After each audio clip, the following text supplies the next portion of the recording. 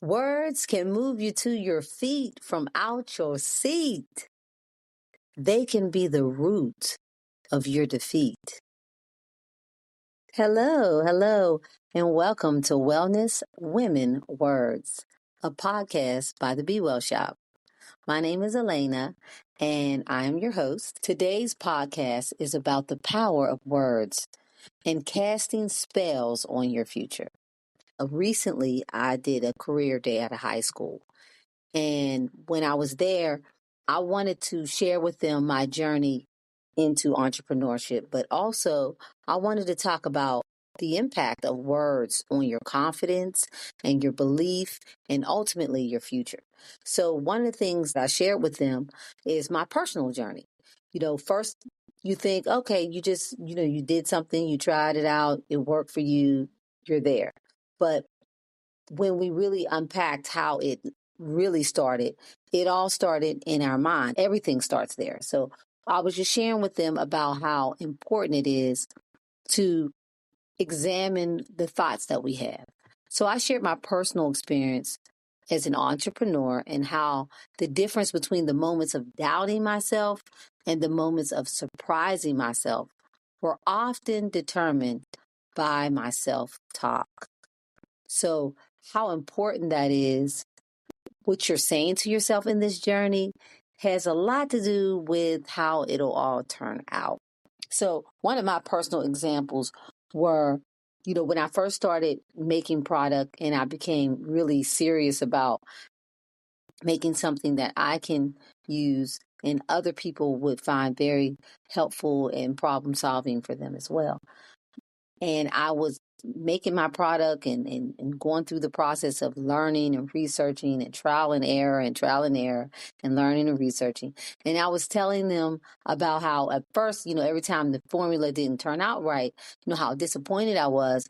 And I would just say, Dad, I didn't, I can't figure this out. I just can't figure this out.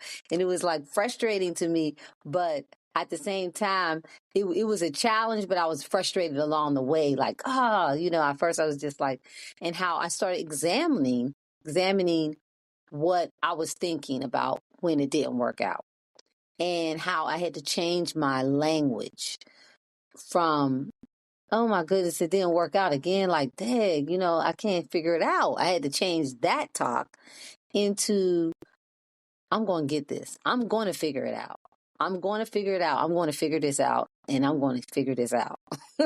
And I kept telling myself that every time the formula didn't come out according to what I expected. I just kept telling myself, I'm going to figure it out. I'm going to figure it out. And how just that shift turned something that was initially a little frustrating into a exciting, it was just an exciting challenge again. It gave it more life and it gave it some type of excitement. It wasn't just, okay, you keep trying this, you keep failing it, you keep trying it, you keep failing at it. The frustration of it all. And that energy of frustration, I didn't want that to be part of my product, part of my journey. So I had to shift. So I just gave them some examples about how I literally had to tell myself something different every time it failed, and how they can use that same idea in their lives now and going forward into their future. If you're bad at math, for example, and you say, instead of saying I'm bad at math, you can say I'm improving at math, or I'm getting better at math every day. And it doesn't mean you're somewhere that you're not. It means, you believe something. And so one of the things that I really wanted to instill in them is not just the specifics of my journey or just entrepreneurship in general, but more like how you create things in in your life, how to cast the right spells on the things that you want to be reality for you, and that words become your belief system. It starts with words. Self talk is words. That's what your self talk is, words that you are conditioning yourself to become a belief. And if you believe something, it'll influence your decisions. So now the things that you do that you're not even consciously thinking of doing, you're doing because of your new belief system. And that ultimately those decisions shape your life, and how that transition from words to beliefs to decisions to your future, and how it all starts with you. And I just wanted to kind of bring that in and kind of share with them how impactful those words can be, in that taking risks and letting go and understanding that success is not an instant thing was part of that conversation. But ultimately, that even if you decided to become an entrepreneur or anything you decide to do, it's not about having it all figured out. It's about believing enough to start. And the end is never going to be what you imagine if you don't allow yourself the freedom to start, to fail, and to figure it out. And eventually things will evolve. And for me, that was the creation of my first product, Skin Be Well, that I finally got the formula right. And when I got it right, it was like my body already knew it was right. Like my body was already there.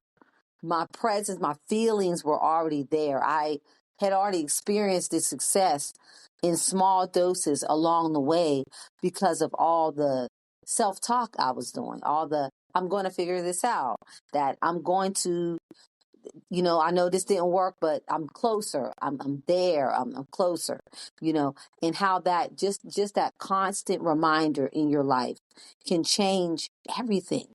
It can literally change everything.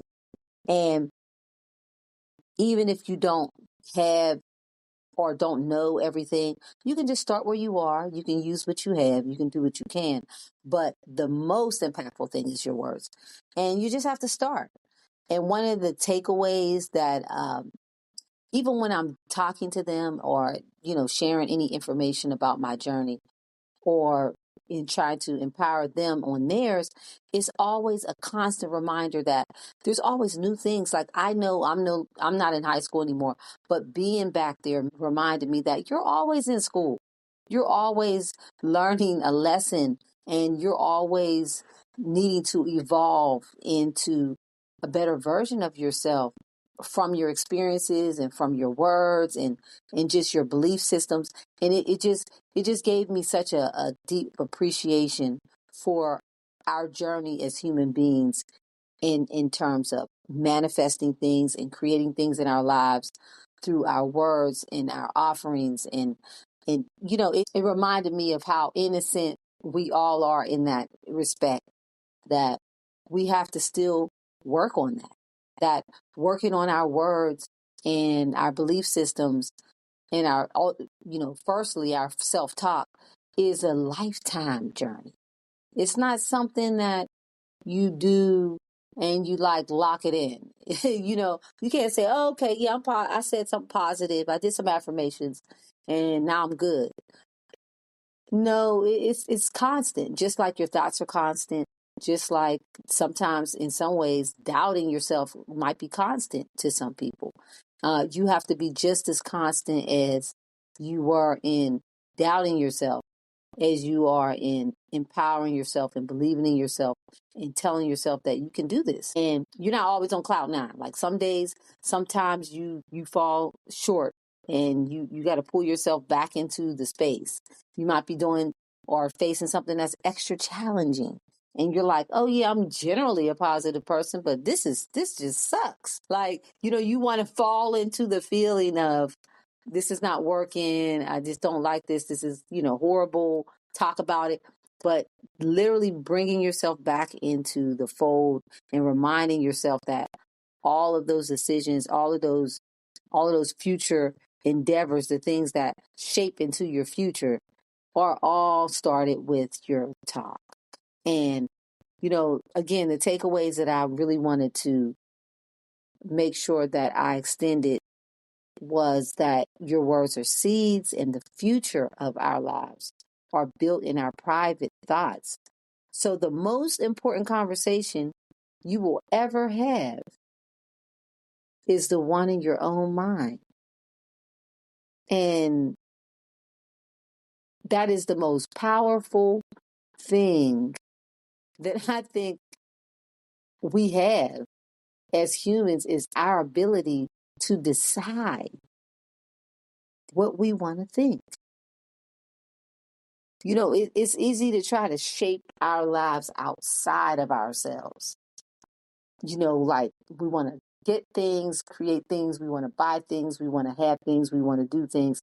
But when you think about how much power you have in your own life, that you don't need anybody to do for you, you don't need anybody to collaborate with, it doesn't require cooperation from anyone but yourself.